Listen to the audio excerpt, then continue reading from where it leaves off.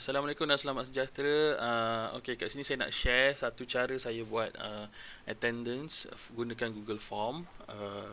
Dan attendance ni saya linkkan sekali dengan submission untuk dia punya kerja. So saya nak kongsi je lah, mana-mana tahu cikgu nak guna. Okey, ini contoh yang saya dah buat. Ni saya punya attendance form. Kalau tak nampak saya besarkan. Okey, so saya minta nama pelajar, kelas dia, dan kelas ni saya set kelas yang saya ajar sahaja. Lepas tu subjek yang saya ajar, cikgu boleh buat, dan tarikh submission. Dan saya ada satu lagi saya include kat sini adalah penghantaran kerja. Okey, nanti saya terangkan ni kenapa. Okey, dan hasilnya saya dapat adalah kat sini. Okey, ini sekejap, kecil sangat tadi. Okey, ini hasil dia. So saya boleh tengok nama pelajar, tarikh dia, isi kehadiran, kelas dia, dan juga kerja dia, homework dia tu terus keluar dekat saya punya drive ni, kat sheet ni. So kita boleh tengok dengan klik je. Kita klik pun kita boleh terus pergi dekat file tu, dia akan buka sendiri file tu. Okey, so itu memudahkan kita lah untuk tengok kerja pelajar. Dan kita boleh tanda dan hantar semula kat pelajar pun. Alright, so cara saya buat adalah mula-mula kita pergi balik dekat kita punya Google Drive. Ini tak kisah cikgu nak guna apa-apa, tapi saya cadangkan sebab kita dah banyak guna e-didik kan, gunakanlah folder e-didik ni. So saya ada kat sini, saya ada beberapa folder saya. Cuma yang saya guna untuk kelas tahun ni adalah saya buat satu folder, nama dia Class of 2021. So kalau cikgu nak buat folder baru, senang, tekan new kat sini, new folder, bagilah nama apa-apa pun. Contoh saya buat kat sini 2021. Okey. So bila dah ada folder tu, kita buka folder tu, dan dekat dalam ni kita akan create Google Form yang baru. Dekat tepi ni Google Form. Tekan je Google Form tu. Okay, so kat sini kita ada satu form baru. So form ni biasalah cikgu saya ada cikgu yang dah biasa guna. Yang tak biasa guna saya akan tunjuk satu persatu lah. Contoh ni cikgu nak bagi nama kehadiran kelas cikgu Syafiq. Tiba-tiba siapa cikgu Syafiq pun tak tahu. Okey, so just namalah cikgu boleh bagi. So yang pertama saya akan minta nama dan saya akan bagi arahan sikitlah, huruf besar. Kalau cikgu nak bagi arahan tambahan boleh, nama seperti dalam IC pun boleh. Okey, so pastikan dia punya option jawapan adalah short answer sebab kita nak budak-budak type. Okey, dan pastikan kita tekan required ni. Okey, supaya dia tak boleh skip lah. Okey, lepas tu siap satu bahagian. Lepas tu kita buat kita minta kelas je. Okey, kelas apa? Okey, contoh dia kalau kita ada mengajar 1A, bolehlah tulis 1A dan 1 Bestari dan sebagainya lah. So kat sini kita dah jimat sebab kita boleh letak kelas yang cikgu ajar sahaja. Okey, lepas tu untuk dia punya jenis soalan, cikgu boleh guna drop down ataupun multiple choice. Itulah dua yang saya rasa yang elok digunakan, sebab kalau checkbox nanti dia boleh pilih banyak pula. Okey, so saya suka gunakan drop down, so saya pilih drop down. So nanti dia akan keluar macam tu, dan make sure soalan ni pun required juga. Okey, so tadi nama, kelas, dan lepas tu kita nak tambah dia punya subjek. Okey, sebab kenapa tambah subjek? Sebab dekat sini cikgu boleh gunakan form yang sama untuk semua subjek cikgu. Cikgu terus letak je kat dalam ni. Okey, contoh subjek pertama yang saya ajar mungkin English. Subjek kedua saya adalah mungkin music. Lepas tu subjek ketiga saya ajar mungkin adalah biologi. Mungkin ni mungkin saja. Okey, so pun saya pilih drop down juga, make sure dia required juga. Okey. So ini adalah 3 basic benda yang kita nak tahu pasal pelajar kita lah. Dan yang saya tambah satu lagi adalah sebab saya nak mudahkan, saya nak track saya punya student punya kerja adalah saya akan pilih dekat soalan ni tadi, file upload. Okey. So ini adalah sekejap saya punya ni dia block pula. So saya terpaksa tutup saya punya mouse. Okey. Alright. Bila kita pilih file upload, dia akan bagi satu macam description kat sini. Kita continue saja. Kemudian okey. ini adalah dia punya soalan. So saya akan, biasanya soalan saya adalah saya akan bagi sila upload kerja anda yang telah lengkap di sini. Okey. So kerja yang cikgu nak bagi dekat pelajar ni, okey, macam saya kita kalau macam ni dia boleh upload apa-apa sahaja. Tengok yang pertama option ni, allow only specific file types. So dia boleh upload apa sahaja, daripada video, audio, gambar, dokumen, semua dia boleh upload.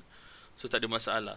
Ataupun kalau cikgu rasa cikgu memang tak akan suruh pelajar ni upload video ke apa, cikgu boleh on benda ni dan kita boleh pilih cikgu nak bagi dia upload apa. Maknanya dia hanya boleh upload dokumen, PDF ke, PDF, spreadsheet, presentation, ni PowerPoint lah. Okey, macam saya hanya pilih, sebab saya tak ada pakai spreadsheet ni, saya hanya pilih dokumen, PDF dan presentation saja. Itu untuk saya lah. Dan tapi semalam saya buat kelas dan saya memerlukan pelajar saya untuk buat speaking test. Jadi saya on balik ni audio supaya dia boleh upload file dia punya speaking test tu. Okey, lepas tu bawah ni option maximum number of files. Maknanya kalau macam kita nak pelajar tu upload 2-3 gambar ke apa kan, so kat sini kita boleh bagi lebih sikit lah. Okey, maknanya ni dia boleh upload berapa gambar. So saya akan letak paling banyak 10. Okey, sebabnya kita tak tahu pelajar ni nak upload apa. Nanti kan daripada dia susah nak upload, daripada dia fail nak upload, baik saya bagi je dia upload susah. Dan maximum file size ni saya sarankan kita boleh guna 10 gig, tak ada masalah, sebab EDD ni kita unlimited storage. So tapi saya tak adalah sampai nak 10 gig kan. So saya bagi dia 100 megabyte sahaja. Okey. Tapi cikgu tengok kat bawah ni ada tulis this form can accept up to 1 gig of files. Maknanya ini terlalu kecil. Okey, so cikgu ikut saja setting saya ni, tekan change. Okey.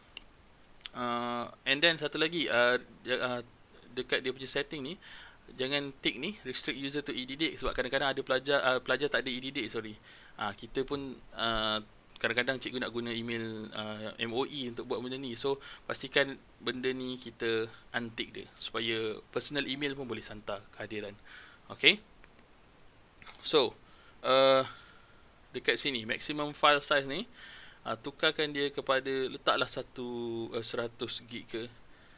Okey. Tapi saya tak rasa 100 gig, 10 gig cukup lah. Okey, 10 gig. Okey, maknanya pelajar tu boleh upload sampai 10 gig kalau dia nak upload. Okey, tapi tak ada kerja yang perlukan 10 gig, tersilap saya. Alright, so itu setting untuk soalan ni. Dia lama sikit setting dia. Okey, dan satu lagi dekat bawah ni, tadi kan semua kita buat required kan. Kita nak pastikan pelajar semua jawab. Tapi untuk soalan yang ni kita off kan required ni. So tak perlu on macam ni. Kita off je, biar off, sebab kadang-kadang ada kelas yang kita buat tak ada kerja. So budak-budak boleh submit attendance sahaja tanpa perlu submit kerja. Okey, so inilah borang kita dah siap. Kalau cikgu nak ubah yang lebih-lebih, nak ubah dia punya warna ke apa, semua ada kat sini. Customize theme ni, bolehlah nak pilih header punya image, nak tambah gambar muka cikgu ke boleh, nak letak color-color ni semua. Macam saya biar saja sebab saya tak ada rasa nak edit pun. Okey. So bila cikgu dah siap edit ni, cikgu boleh tekan button mata kat atas ni.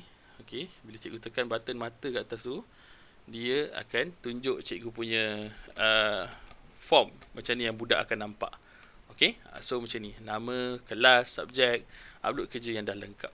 Okey, so macam ni kita nak share borang ni. Tutup balik ni preview je. Nak share dia senang je, tekan send kat atas ni, send. Lepas tu tak payah guna yang email ni, dia susah. Send via apalah, tak kisahlah. Okey, kita pilih yang tengah-tengah ni, link. Okey, so dia ada link kat sini. Pilih shorten URL supaya dia pendek dan tekan copy kat bawah ni je. Copy. So dia dah copy kita punya link tu. So kita boleh hantar dekat pelajar kita. Macam saya dah save siap-siap saya punya link ni supaya saya senang nak hantar dekat dia. Okey, so apa jadi bila pelajar isi borang ni? Okey, yang ni saya tunjuk borang saya yang dah siap lah. Okey, borang saya macam ni kan. Okey.